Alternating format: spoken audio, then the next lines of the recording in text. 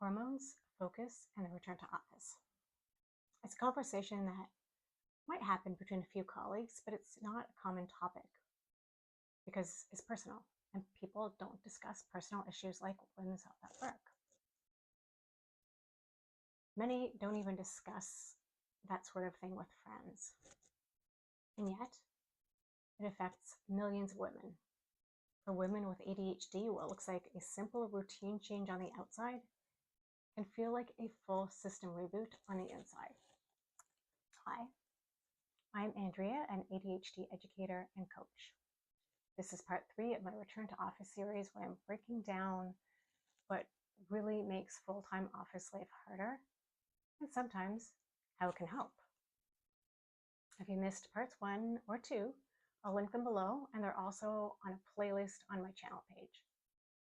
In these videos, we looked at why the return to office feels like more than just a commute, and it is, and how sensory overload in a shared space drains your focus before the workday even begins, or fairly quickly.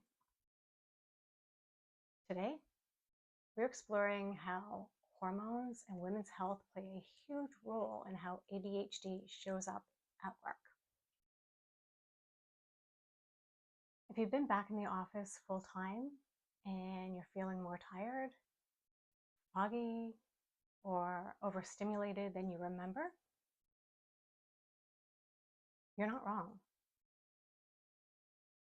For many women with ADHD, hormonal changes, whether from the menstrual cycle or perimenopause, make focus unpredictable.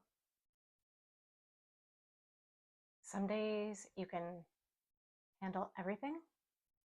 Other days, even small things feel impossible.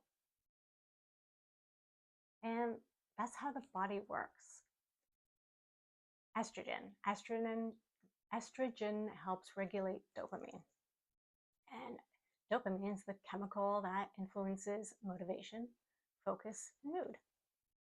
So here's how it works. As estrogen levels lower, focus can dip. Emotional regulation becomes more challenging. So maybe you find yourself crying at work, or more angry, or more frustrated.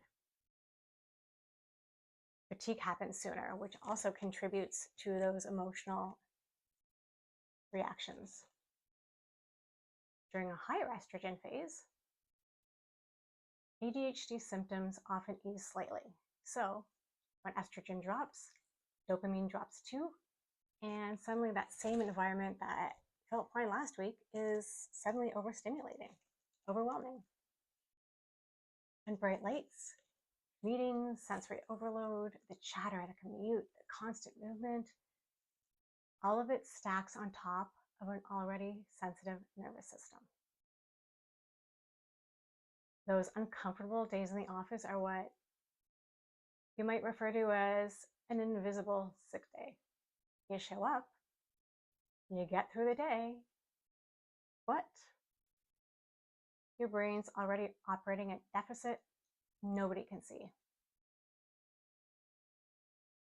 There's been so much focus on why employees resist returning to the office and why mandates feel wrong.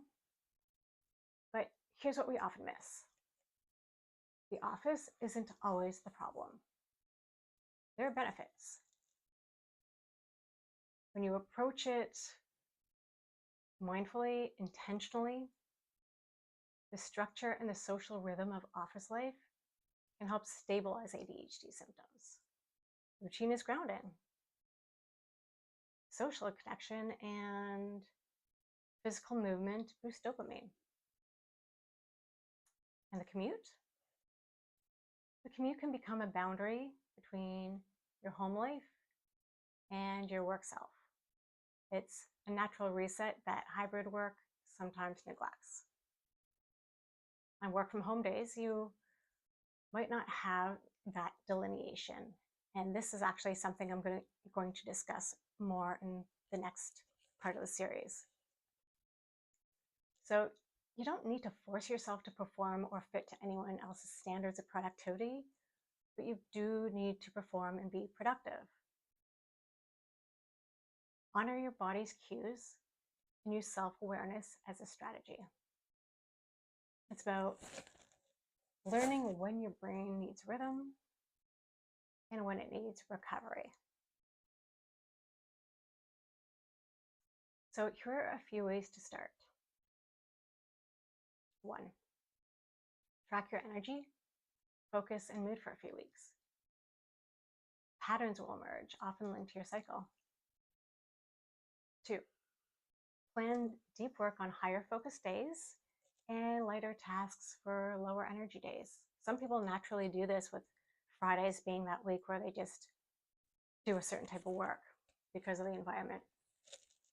Now, a full day planning isn't possible. Schedule deep work for when you're most alert. So that might be early in the day when your medication is more effective, or when you're most awake, or later when you're most awake. And schedule your lighter tasks later. 3, build micro breaks into your workday. Even a 5-minute quiet reset after a noisy meeting can prevent hours of fatigue after. 4, advocate for small environmental adjustments. So that could be softer lighting, flexible meeting times, quiet work options, a spot by the window so you can get some natural light. Or maybe taking your lunch at a specific time. These adjustments aren't luxuries. They're not asking too much or rocking the boat. They're essential strategies for sustainable success. The full-time return to office has changed the pace of work again. And for women with ADHD, it's revealing how closely focus is tied to physiology. Understanding your hormones and energy cycles isn't overthinking, it's awareness. You're not imagining it. You're becoming aware with the experience. And that awareness helps you plan, protect your focus, and prevent burnout. So to make it easier, I have created a free cycle aware focus planner. Now, this is a tool to help you track your energy and focus throughout your cycle, so you can plan work that fits your brain. You can download it using the link below on my website. So if you're following this series, stay tuned. As I mentioned, part 4 will look at the advantages of the return to office for people with ADHD, because structure is not always the enemy. Sometimes it's exactly what we need to keep us focused, to keep us grounded. I'm Andrea Toole, and this is your reminder that the goal isn't perfection, it's awareness. And thanks for watching. If you liked what you saw, what you heard, then give the video a thumbs up, subscribe, leave a comment, do all the things, save the video, share it, and I will see you in part 4. And don't forget to save this playlist.